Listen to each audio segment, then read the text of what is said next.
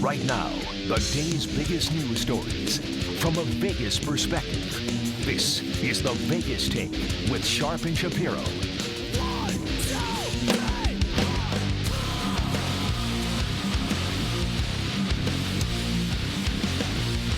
All right, welcome back. It is the Vegas Take, Sharp and Shapiro. So glad you could join us on a Thursday. We're going to get back to all the coronavirus information, new information, events that are canceled. We'll get to that, and we'll take your calls coming up here in just a little bit. But there is a presidential election coming up, and it is heating up, and it does appear as though Joe Biden will be the front runner for the Democratic Party. And you've heard a lot of people on the right say, well, is Joe Biden, is he senile? Does he have dementia? Well, we got a guy on the line with us right now, John Gartner. He wrote an article in USA Today named Trump's Cognitive Deficits Seem Worse. We need to know if he has dementia. John Gartner is a psychologist, and he's going to talk to us a little bit about his feelings on Donald Trump's mental health. He joins us right now on the line, again, a psychologist out of Baltimore. John, I appreciate you coming on, sir. How are you? Yeah, good. I'm good. Thanks for having me. Yeah, so I read your article, John. It's very interesting. First of all, what do you make of people that are not psychologists, that are not doctors, that want to say that Joe Biden has all these illnesses? What would you say to them?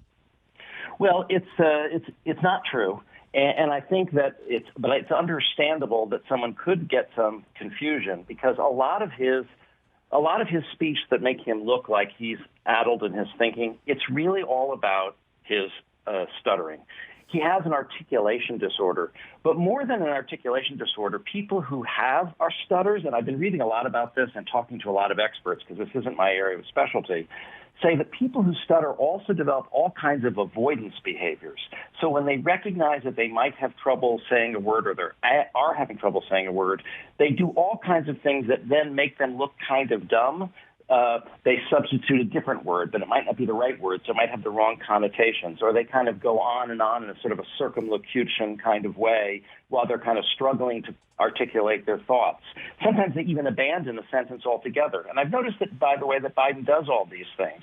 And sometimes they use filler words or filler phrases. Like, for example, a lot of times I'll notice that Biden will jump out of a sentence or a thought because he's stuck, and so he just abruptly goes to the next thing. Right. And he uses certain phrases to kind of cover himself. Like one of his is like, look, here's the deal. You know, when he gets stuck in a sentence, he doesn't want to get stuck there. So he jumps to here's the deal. Or at the debate, he said, oh, well, I'm out of time anyway. And it looked dumb because he wasn't out of time. Or he might use a phrase like a lion, dog face, pony soldier. He might use that phrase too. Right, you know how that just can come out. No, look, he doesn't explain every dumb thing he's ever done or said in his 70 years of life. But if you really do, because I didn't even know he stuttered, okay? I've been following politics for 50 years. The Biden gaffes are famous, right? Right. But I went back and looked at some of these with new eyes, thinking in terms of looking for an articulation problem that might cause him to then kind of pivot to a new word, new sentence, new filler phrase. And I started to see it everywhere.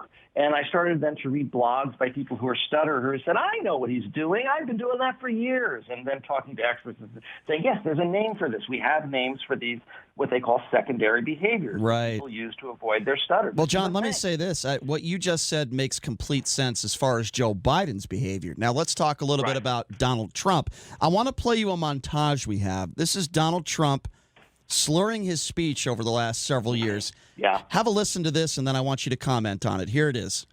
Each of you embodies the warrior creed. Your devotion, prowess, Jerusalem is not just the heart of three great religions on the southern half of this peninsula. Replace chasms of distrust and the internet, then you will gain momentum. Terminating the diversity, lottery, diversity, and diversity. Rich traditions. And I have to really talk about the Nazis, this Russia thing with Trump, Ghana, Guinea, Nambia, Kenya, and Tanzania. It's great to be back in Missouri. You cherish Utah's gleaming rivers, the disaster known as Obamacare. As Hurricane Irma approaches, President Ulysses S. Grant, Cassandra Pourlaire, and God bless the United States. I had the best work.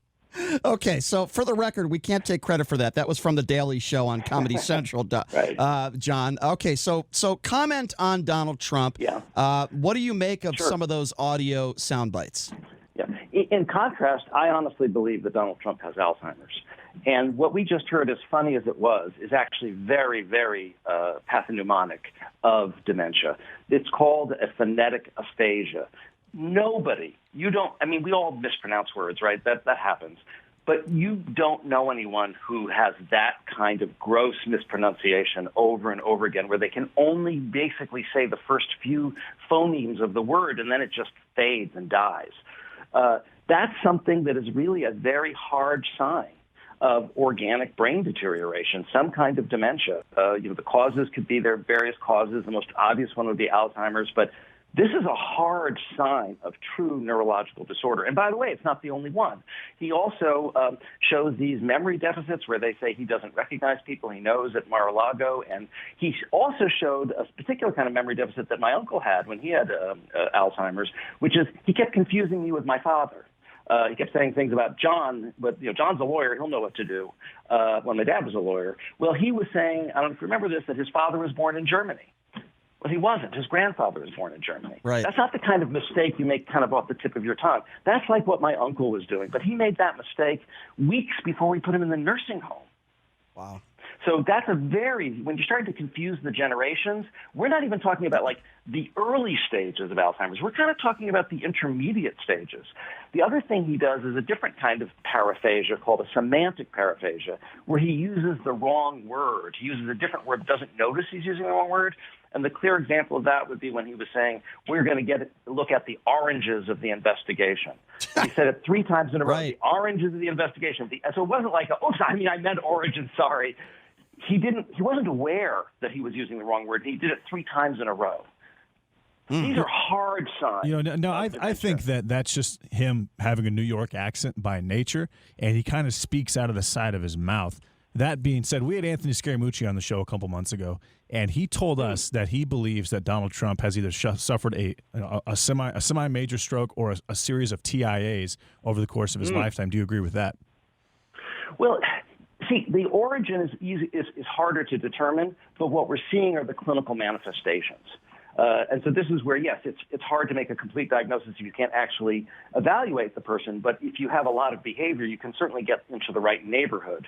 And what we're seeing here is he should have a neuropsychological evaluation. If he were your father, you would be running, not walking, to the neurologist because you'd be panicked.